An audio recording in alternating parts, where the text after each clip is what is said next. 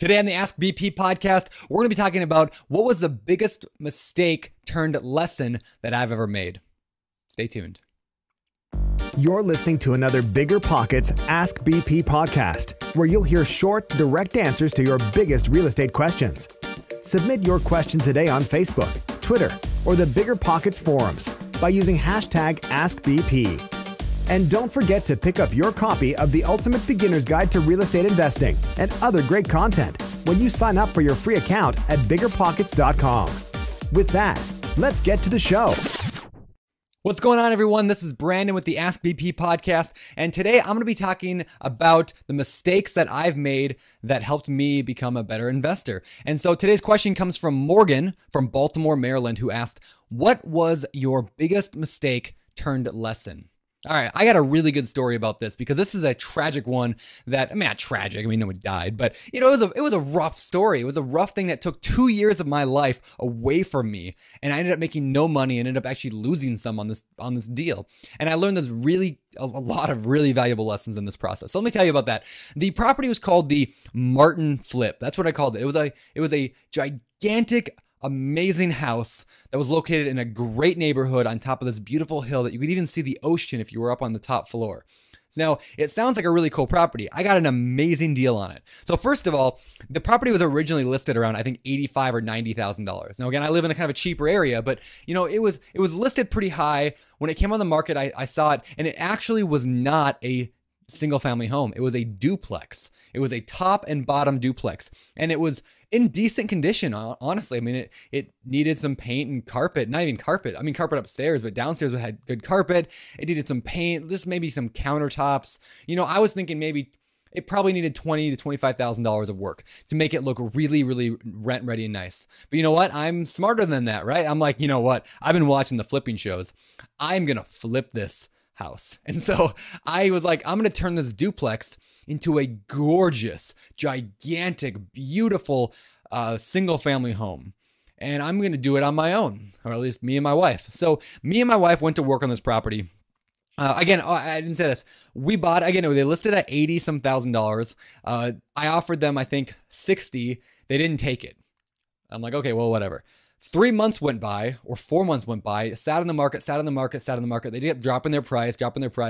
And then I came back to them and I offered them 42 and they took it. So, bank, learn your lesson. But so I ended up getting the property for $42,000. And then I decided I was going to turn it into this massive single family house. Very, very excited about that. My wife went in, we started tearing out walls. We tore out an entire stairway. That was fun. We tore out every cabinet in the house. We tore out every piece of, wall, floor, not every wall we tore out, but a lot of them. When we went to town on this house, we spent an entire year of our life remodeling it. So rather than spending the $20,000-$25,000 it would have taken to get it rent ready, we spent more like $50,000 to $60,000, somewhere in that range, getting it beautiful. And we did that's mostly material because we did the work ourselves. So we took a year off of work. Well, she worked at Starbucks. I took a year off to just work on this house full time. The thing was gorgeous when we finished it 12 months later. Just gorgeous house. We listed it at $170,000. At this point, again, we bought it for 42, had about 100 total by then into it, about 60, a little bit short of $60,000 worth of work. So we're at about 100. I listed it at 170. Thought I could see dollar signs in my sleep. I was so excited to sell this thing, and didn't sell. In fact, it didn't sell at 175 when we listed it, 170, 165, 160. We just kept dropping our price every couple months. 155, 50, 45, 40, 35, 30, 125. Finally sold at 125. And it took almost a year for that. I think it took 9 months for that. And so from beginning to end, this was almost a 2-year project from beginning to end. A year of that was spent me physically working there with my wife. And we learned a lot. I built a staircase, a gigantic staircase up the middle of a house. I'd never done that before. However, I spent a lot of money on holding costs. We were using hard money to buy the property and to hold on to it. We were using hard money. We were using credit cards. We were using a combination of just different financing things. We had all the water bill, the utilities, all those expenses. And as a result, in the end, we made no money. In fact, I ran the numbers yesterday. using the BiggerPockets house flipping calculator, which you can get at biggerpockets.com/analysis. But I used the BiggerPockets house flipping calculator to actually look at the real numbers. What did I actually end up losing on that deal? Because when it's spread out over 2 years, and I didn't keep very good records back then. I mean, they did okay, but they weren't great records. I thought I kind of broke even. Up until yesterday, I realized I lost $9,000 on that flip. That's a painful lesson. Losing $9,000 and 2 years of my life on this flip. And so what are kind of the lessons I learned here? First of all, had I done my numbers correctly in the start, there's a few things. Had I done them right from the start, I would have known that this was not going to be the best flip opportunity. That said, at 170, it would have been great. So why didn't it sell for 170? Well, a couple of things. One, I relied only on my real estate agent, which, I'm not saying he was necessarily bad, but there wasn't enough sales to justify a 170. There wasn't enough buyers in that market. This was 2009. There wasn't enough buyers that could go and buy like the nicest house in town. And so no matter how nice I made it, I just over improved the heck out of it. So no matter how good I did, it just did not work at 170. What other mistakes did I make in there that I learned?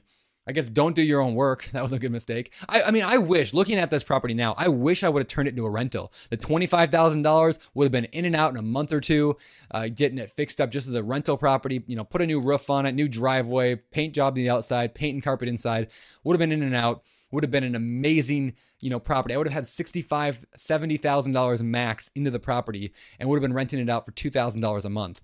That's almost the 3% rule. And there was a giant basement I could have turned into a triplex because the basement was huge and had a bathroom down there. I could have turned that into another unit as well and had this as a beautiful triplex. That would have really crushed it with cash flow. But I was stupid. I didn't know the numbers. I didn't do it. I got caught up with the TV flipping thing and then didn't make a lot of money. So my lesson for today is know your math. Know your math, know your math. Go into the deal, be conservative. Don't try to do like this special flip that nobody else is doing. Do something that you know that everyone's buying. What's everyone buying? Is it a 3-bedroom, 2-bath house that's down in the cheaper area? Maybe that's where you should do your flip. Don't try to be, the next TV show because we all know TV is not always real anyway. So anyway, that's a lesson for today. On the podcast. So that said, today I'm actually going to move to our quote, which is kind of maybe the opposite of what that story I just said was, but I'll tie them in together. Today's quote of the day is from Wayne Gretzky. You probably heard this one. It says, "You miss 100% of the shots you don't take." And the reason I wanted to include that quote, the "you miss 100% of the shots you don't take," is because people hear stories like the one I just told. This story of mistakes and 2 years of losing my money and losing my time and really like a sad story. And you get scared. People get nervous and they say, well, I'm just not going to invest in real estate. Or they get this analysis paralysis. And I don't want that to be you. I mean, I don't regret that year, to be honest. It was a hard year. I learned valuable lessons in that year. I built solid relationships. I learned a ton about construction. Yes, it wasn't the best year of my life in terms of like business moving it forward, but the lessons I learned in that have made me an incredibly much better investor, because of what I learned there. So anyway, my lesson again, don't not get into real estate because you're worried about making a mistake, because you will miss 100% of the shots you don't take. So with that, I will end with, remember this, people. In pursuit of your dreams, don't just learn, but take action. As always, this is Brandon with the BiggerPockets Ask BP podcast. I'll see you next time. You've just heard another episode of the BiggerPockets Ask BP podcast. Submit your question today on Facebook, Twitter, or the BiggerPockets forum by using hashtag AskBP. And for more incredible real estate investing tools and education, including a free download of our book, The Ultimate Beginner's Guide to Real Estate Investing, head over to biggerpockets.com and sign up for your free account today. We'll see you on the next show.